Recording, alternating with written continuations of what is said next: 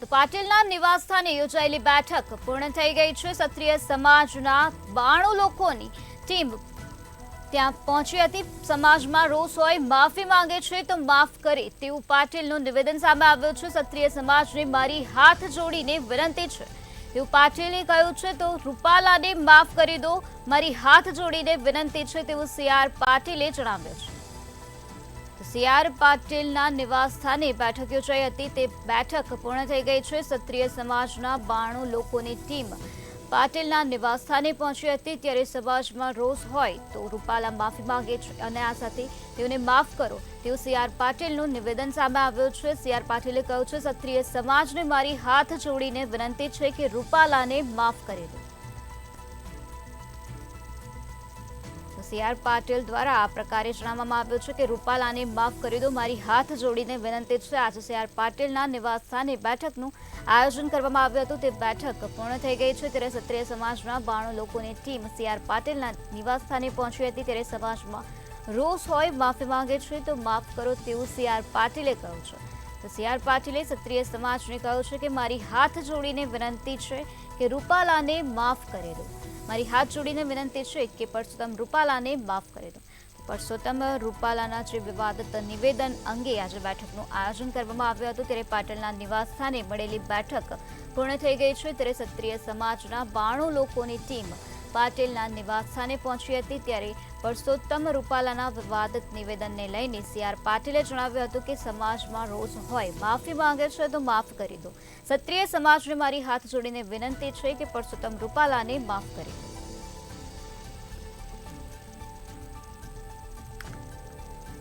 CR Patil દ્વારા આ પ્રકારનું નિવેદન આપવામાં આવ્યું છે કે પરસોત્તમ રૂપાલાને માફ કરી દો। તો પરસોત્તમ રૂપાલાએ ક્ષત્રિય સમાજ અંગે જે વિવાદિત ટિપ્પણી કરી હતી તેના બાદ ક્ષત્રિય સમાજના લોકોમાં ભારે રોષ જોવા મળ્યો હતો। ત્યારે ક્ષત્રિય સમાજના 92 લોકોની ટીમ CR પાટીલના નિવાસસ્થાને પહોંચી અને પાટીલના નિવાસસ્થાને આજે બેઠકનું આયોજન કરવામાં આવ્યું। ત્યારે પાટીલના નિવાસસ્થાને યોજાયેલી બેઠક પૂર્ણ થઈ ગઈ છે। આ સાથે CR પાટીલે જણાવ્યું કે સમાજમાં રોષ હોય, માફી માંગે છે તો માફ કરી દો। CR પાટીલે કહ્યું કે ક્ષત્રિય સમાજને મારી હાથ જોડીને વિનંતી છે કે પરસોત્તમ રૂપાલાને માફ કરી દો। CR પાટીલ દ્વારા આ પ્રકારનું કહેવામાં આવ્યું છે કે રૂપાલાને માફ કરી દો। સમાજમાં રોષ હોય તે સ્વાભાવિક છે, માફી માંગે છે ત્યારે માફ કરી દેવા જોઈએ। ક્ષત્રિય સમાજને હું હાથ જોડીને વિનંતી કરું છું કે રૂપાલાને માફ કરી દો। તો પરસોત્તમ રૂપાલાના વિવાદિત નિવેદન બાદ ક્ષત્રિય સમાજના લોકોમાં રોષ ફેલાયેલો જોવા મળી રહ્યો। ત્યારે ક્ષત્રિય સમાજના લોકો ઉગ્ર બની ગયા હતા। ત્યારે પાટીલના નિવાસસ્થાને આ વિવાદિત ટિપ્પણી અંગે આજે બેઠક યોજાઈ હતી। તે બેઠક પૂર્ણ થઈ છે। ક્ષત્રિય સમાજના 92 લોકોની ટીમ પાટીલના નિવાસસ્થાને પહોંચી હતી। ત્યારે CR પાટીલે જણાવ્યું હતું કે સમાજમાં રોષ હોય, માફી માંગે છે તો માફ કરે। CR પાટીલે જણાવ્યું હતું કે ક્ષત્રિય સમાજને મારી હાથ જોડીને વિનંતી છે કે રૂપાલાને માફ કરી દો।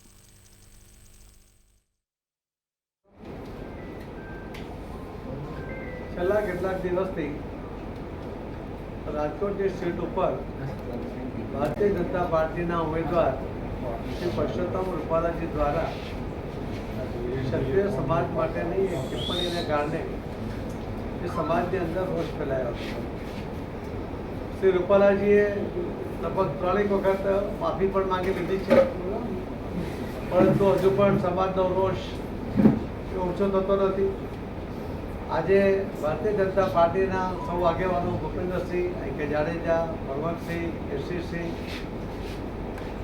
આ બધા જ મહેન્દ્રસિંહ, આ બધા જ આગેવાનોની હાજરીમાં મુખ્યમંત્રીશ્રીની ઉપસ્થિતિમાં, સંગઠન મહામંત્રીશ્રીની ઉપસ્થિતિમાં અમે એક મિટિંગ કરી હતી કે સમાજમાં જે રોષ છે એ સ્વાભાવિક છે કે એમના માટે ટિપ્પણી થઈ હોય તો સમાજનો રોષ સ્વાભાવિક છે, પણ હવે અમે જ્યારે માફી માંગી છે તો ક્ષત્રિય સમાજે એક મોટું મન રાખીને અમને માફ કરે। પાર્ટીના સૌ આગેવાનો પણ એમનો સંપર્ક કરવાના છે। લગભગ ક્ષત્રિય સમાજની 92 લોકોની એક આખી ટીમ છે, સંકલન સમિતિ છે।